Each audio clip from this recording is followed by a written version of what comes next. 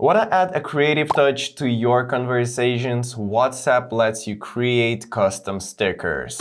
Watch this video until the end to learn how to make stickers using your own photos and get a helpful tip too, so let's get started. First of all, I want you to open WhatsApp and go to the chat where you want to send a sticker. And afterwards, tap on the sticker in the bottom left corner right there and tap on the paper folder right here and click Create.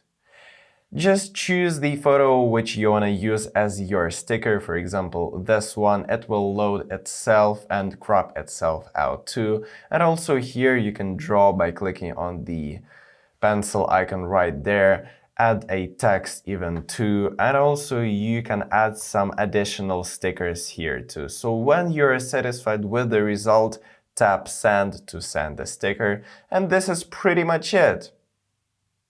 Your custom stickers are now added to the chat and saved under the same tab in the stickers section, so you can easily reuse them in the other conversations. So if this video was helpful for you, give it a like and subscribe to the channel. It really motivates me to make even more helpful content. So thank you for watching until the end. See you in the next video. Bye!